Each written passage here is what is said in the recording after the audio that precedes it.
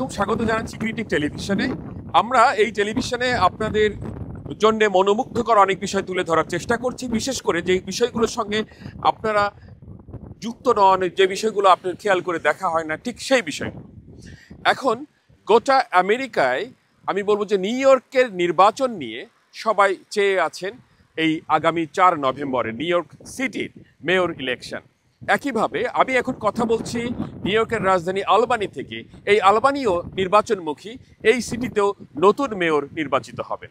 New York সিটির mayor Zohran Mamdani, মানুষের মুখে মুখে উচ্চারিত হচ্ছে তার নাম, তিনি আগামীতে মেয়র হয়ে আসছেন, এই সম্ভাবনা নিয়েও অনেকেই নিশ্চিত। ঠিক নির্বাচনের আগ মুহূর্তে একজনের সঙ্গে কথা বলবো, বাংলাদেশি একজন সংগঠক, তার নাম স্বপন কাদরি, তিনি রয়েছেন নিউ ইয়র্কের রাজধানী আলবানিতে।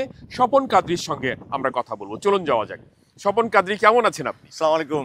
খুব ভালো লেগেছে আজকে আপনার এই ওয়ার্ম ওয়েলকামটা, আর ক্যামেরার সামনে দাঁড়িয়ে কথা বলার অভ্যাস আমার খুব একটা নেই, কিন্তু আপনার আমন্ত্রণে আমি কিছু কথা বলছিলাম হাসি মুখে, এবং আলহামদুলিল্লাহ আমরা খুবই ভাগ্যবান।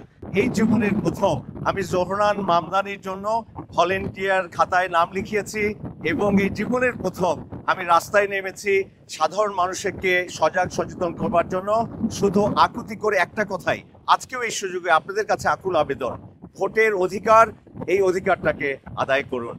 নভেম্বরের 4 তারিখে আমাদের নিউ ইয়র্ক সিটির ইলেকশন, এবং এই ইলেকশনে আপনার ভোটের অধিকারটা আদায় করলে এটার মূল্যায়নটা করবার জন্য জোহরান মামদানি তার 6 দফা পরিকল্পনার মাধ্যম দিয়ে সে প্রমাণ সাপেক্ষে আমাদেরকে বলেছে যে কিভাবে সাধারণ মানুষের জীবনযাত্রায় মান উন্নয়নের খাতে তার নেতৃত্বে আমাদের বিশ্বের সবচেয়ে সেরা, সবচেয়ে বড়, সবচেয়ে ব্যস্ত শহরে আমরা 194টা জাতি, 172টা ভাষায় কথা বলি, এবং উনি মেয়র হিসেবে সেই দায়িত্বটা পালন করে সর্বাঙ্গীন মঙ্গল কামনায়, just to enhance the livelihood of every citizen that resides in New York City and state. সুবহানাল্লাহ।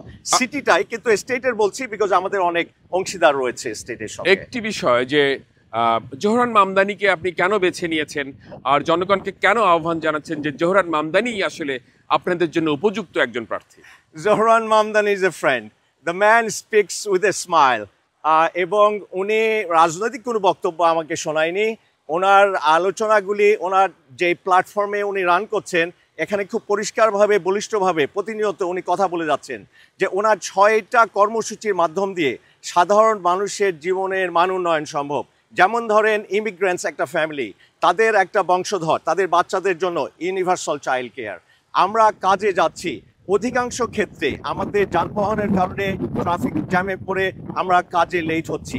উনি বলছে যে আমাদের এই পাবলিক যানবাহনটাকে উনি অবাধে ট্রাফিকবিহীনভাবে সুনির্দিষ্টভাবে পরিচালনা করবেন ফর ফ্রি বাস রাইড, আমাদেরকে কাজের স্থলে পৌঁছে দেবে সময় মতো, সুবিধা মতো, বিনা খরচে। তাতে করে কি হলো, আমার $2.90 আমার পকেটে থেকে গেল, আর আমি কাজে সময় মতো পৌঁছানোর ফলে ওই কাজের ফলটা ওই দিনকার জন্য ভালো হবে।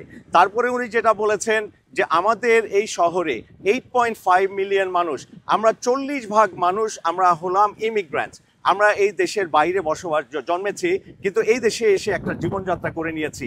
আমাদের বসতি স্থপতি, এইটার কারণে আমরা যেখানে থাকবো, এই বাসস্থানটা সম্পর্কে উনি বিভিন্ন রকমভাবে ওনার ইউনিভার্সিটির মাধ্যম দিয়ে রিসার্চ স্টাডি করে উনি প্রমাণ করেছেন যে এখন লক্ষ মানুষ তারা গৃহহীন, তাদেরকে যে একদম মানুষের মৌলিক যে অধিকার, অন্ন, বস্ত্র, বাসস্থান, এগুলিকে উনি ওনার মেয়রের দায়িত্ব থেকে নিউ ইয়র্ক সিটি ফিজিক্যাল ইয়ারের $115 বিলিয়ন বাজেটে উনি যেমনটি কিনা বাসটাকে ফ্রি অ্যান্ড ফাস্ট রাইড করবে, অনুরূপভাবে উনি প্রত্যেকটা নিউ ইয়র্কের রেসিডেন্টসকে তাদের বসতি সম্পর্কে পরিকল্পনায় এগুলিকে কার্যকরী করবে।